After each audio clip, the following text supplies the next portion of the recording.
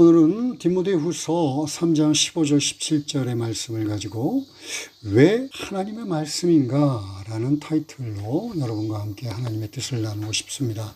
왜 성경을 읽어야지 하는 것에 대한 세 가지 간단한 정리인데요.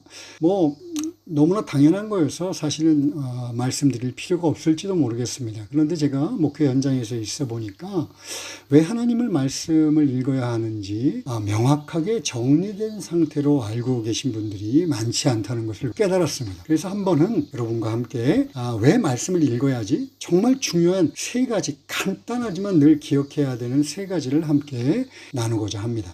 크리스천이 되면 교회 생활을 하다 보면 하나님에 대해서 또 하나님을 아는 지식을 어느 정도는 다 갖고 있습니다. 그런데 사실 크리스천이 돼서 하나님을 알게 되는 것도 있지만 크리스천이 되기 전부터 어느 정도는 하나님에 대한 지식을 갖고 있어요. 하나님을 경험해서 알고 있는 것은 아닌데 하나님에 대한 지식을 갖고 있습니다. 왜냐하면 두 가지 이유 때문에 그런데요. 하나는 하나님의 일반 은총이라고 하는 것을 우리에게 부어주셨어요. 자연 세계, 우주 만물, 그리고 우리 안에 있는 양심들, 이런 것을 통해서 어느 정도는 하나님을 알 수 있는 그런 길을 열어주셨습니다. 그리고 또 인간은 모두 하나님의 형상대로 창조됐습니다. 그 형상대로 창조되었기 때문에 죄를 짓고 하나님을 떠났지만 하나님을 그리워하는, 하나님을 찾고자 하는 마음들을 누구나가 갖고 있어요. 물론 나는 신을 믿지 않아, 이렇게 무신론자들이 나와서 나는 절대로 그런 게 없어 라고 얘기하지만 그들도요, 사실은 나는 신을 믿지 않아 라고 하는 것을 강력하게 믿고 있어요. 이런 믿는 마음, 이것을 사회적으로는 종교심, 종교 이렇게 얘기하고, 우리가 신학적으로 얘기할 때는 하나님을 그리워하고 하나님을 찾는 마음들이 하나님의 형상대로 창조된 존재들이기 때문에 모두에게 주어진다라고 얘기하는 거죠. 그런데 이것은요, 마치 짙은 안개 속에 있는 것과 같아요. 그래서 희미합니다. 실체가 잡히지 않아요. 정말 그 하나님을 아는 지식은 부족하고 부족하게 끝이 없어요. 왜냐하면 하나님의 본질과 인간의 한계 때문에 그렇습니다. 하나님은 어떤 존재시죠? 무한하신 존재. 우리가 전지전능하다, 무소부재하다 이렇게 표현하지만 하나님은 무한하신 존재예요. 그리고 또 하나님은 어떤 존재입니까? 우리가 눈으로 볼 수 있는 물질이나 현상이 아니고 영이세요. 그러니까 무한하고 육체를 갖고 있는 물질의 존재들, 이 작은 머리로 그 무한하신 하나님을 이해하려고 하면 용량초과입니다. 머리가 터지고 맙니다. 그러니까 인간이 인간 스스로 하나님을 알 수 있는 방법은 없어요. 아까 일반 은총이라고 했지만 그렇게 하나님을 아는 것도 하나님이 일반적으로 우리에게 주신 은총을 통해서 알 수 있을 뿐이에요. 우리가 스스로 하나님을 찾아 아는 것은 아닙니다. 그래요. 그러니까 사람들은 자신들의 종교심도 있죠. 또 하나님의 형상도 어느 정도 보이죠. 그러니까 우상을 만드는 거예요. 자신들의 욕심을 반영하고 자신들의 한계투성인 지식대로 우상들을 만들고 종교들을 만듭니다. 그래서 인간들이 이해할 수 있는 방법으로 종교를 만들어요. 자, 그 사람들이야 그렇게 종교를 만들든 말든 무슨 상관인가요? 사실 제가 오늘 주목하려고 하는 것은 크리스찬이 되었는데, 예수 믿고 크리스찬이 되었는데도 여전히 세상적인 방법, 즉 샤머니즘적이고 미신적이고 이 세상의 종교적인 어떤 습관들과 들리는 말들과 생활의 가르침을 통해서 하나님을 믿고 있는 사람들이 있다는 거예요. 하나님을 이 세상의 종교의 신처럼 믿고 있는 사람들, 하나님을 이 세상의 어떤 샤머니즘이나 미신처럼 그렇게 믿고 있는 존재들, 자기들이 생각하는 대로 만들어서 믿고 있는 사람들이 의외로 너무 많다는 것. 그런데요, 하나님을 자신들이 만든 하나님, 이 세상의 것들의 어떤 건가 비교해서 만든 하나님으로 믿고 있는 것을 우리는 우상 숭배를 하고, 이것은 하나님이 제일 싫어하시는 범죄 중에 하나입니다. 10계명의 1계명, 2계명이 이 우상 숭배를 금지하는 계명일 정도예요. 그러니까 우리가 하나님을 바르게 믿지 않는다면 우리는 예수 믿고 난 다음에도 사실은 우상을 섬기는 참으로 어이없는 종교 생활을 할 가능성이 너무나 높습니다. 자, 그렇다면 하나님을 바르게 알 수 있는 방법은 뭐죠? 아까도 얘기했잖아요. 그 무한하신 하나님이 우리가 꼭 알아야 될 것들을 계시하심으로 우리가 알 수 있어요. 이 계시가 뭔가요? 감추어졌던 것, 비밀인 것이 드러났다, 밝히 알려졌다라는 것이 계시의 뜻이죠. 바로 이 성경의 말씀입니다. 이 성경을 우리가 특별 계시라고 하는데 이 특별 계시를 통해 구원받은 백성들이 하나님에 대하여, 하나님의 구원의 계획에 대하여, 또 하나님의 뜻이 무엇인지에 대하여 분명하게 알 수 있도록 우리들에게 나타내 주셨어요.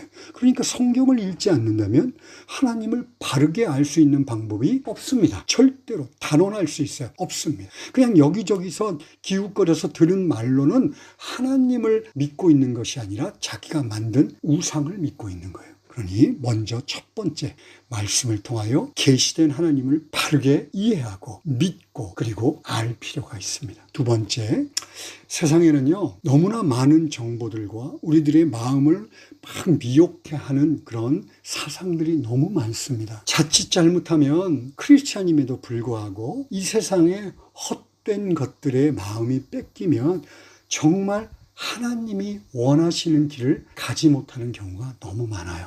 여러분, 크리스찬들이 이렇게 간증하는 걸 들으면 이런 말들을 많이 합니다. 하나님의 뜻을 알고 싶습니다. 하나님이 무엇을 원하는지 알면 거기에 정말 충실하게 순종하며 살아가고 싶습니다. 하나님의 음성에 귀를 기울이기를 원합니다. 하나님의 음성에 귀를 기울이고 거기를 쫓아 살아가기를 원합니다. 그렇게 말씀하시는 분들이 너무나 많습니다. 맞는 말이죠. 크리스찬이라면 누구나가 그래야죠. 그런데 어떻게 하면 하나님의 뜻을 안다고 그랬죠? 어떻게 하면 하나님의 음성을 듣는다고 그랬죠? 그렇죠. 계시인 이 성경의 말씀이라고 얘기했어요. 우리들은 이 지금 성경 한 권으로 되어 있지만 이 안에 66권의 작은 성경들이 들어 있습니다. 우리 개신교는 이 66권을 정경이라고 해서 그 66권만을 믿습니다. 하나님의 바른 말씀이라고 믿어요. 바른 성경이라는 뜻이죠. 이것이 라틴어가 캐논이에요. 캐논. 캐논의 원래 뜻은 뭐냐면 갈대입니다. 갈대. 그런데 이 갈대가 그 당시는 길이를 재는 자 역할을 했어요. 그러니까 나중에 캐논 무엇으로 쓰였냐면 자의 의미입니다. 무언가를 잴 때 쓰는 자의 역할을 캐논이라고 얘기했어요. 그러니까 성경, 정경이 캐논이라는 의미는 뭘까요? 그 안에 기록된 하나님의 말씀을 쫓아서 우리들의 신앙을 점검할 수 있다는 거예요. 신앙을 재볼 수 있다는 거예요. 아니, 신앙을 갖고 사는 우리의 인생을 재볼 수 있다는 거죠. 여러분, 조종사들이 비행 조종 훈련을 받을 때 반드시 잊지 말아야 할 것이 있습니다. 그건 뭐냐면 자기의 감각, 자기의 눈, 이런 것을 절대로 믿으면 안 돼요. 구름 속이나 한밤이나 이럴 때는 말할 것도 없고요. 밝은 대낮에도 자신의 눈에 보이는 거, 자신의 귀로 들리는 거, 감각적으로 느끼는 것을 의지해서 비행을 하면요, 반드시 큰 사고에 빠지고 맙니다. 왜냐하면 이걸 전문용어로 비행 착각이라고 그래요. 인간의 그런 감각이나 또 인지 능력이나 이런 것들은요, 그것들을 판단해낼 수 있는 방법이 없어요. 그러면 이들이 바르게 운전을 해서 비행을 할 수 있는 방법은 뭘까요? 조종판을 그대로 신뢰하는 겁니다. 비행기 조종판에 있는 그대로의 계기들의 숫자와 가리키는 것을 신뢰하고 거기에 따라서 비행을 하고 그렇게 착륙하는 겁니다. 여러분, 영적인 비행도 마찬가지입니다.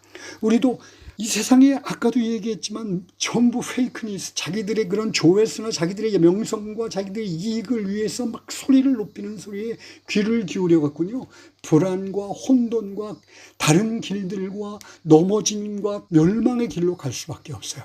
그러니까 우리를 만드신 하나님의 뜻에 맞춰서 비행을 할 수밖에 없는데 그게 바로 이 성경 말씀입니다.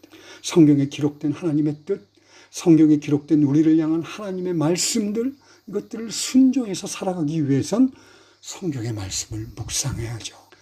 배워야죠. 읽어야 합니다. 그리고 순종하기 위하여 기도해야죠. 자, 세 번째.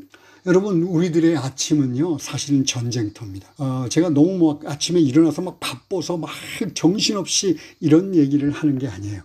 오히려 휴가 때도 아니면 좀 여유 있어서 아침에 일어나면 커피 한 잔 마시고 또 텔레비도 보고 이런 여유 있는 시간도 사실은 전쟁터입니다. 맹수들이 우리들을 공격하는 가장 첫 시간이 뭐냐면 눈을 떠서 하루를 시작할 때예요. 그 맹수들은 뭘까요? 에베소서 6장의 말씀처럼 우리들의 영적인 전쟁의 상대는요, 혈육이 아닙니다.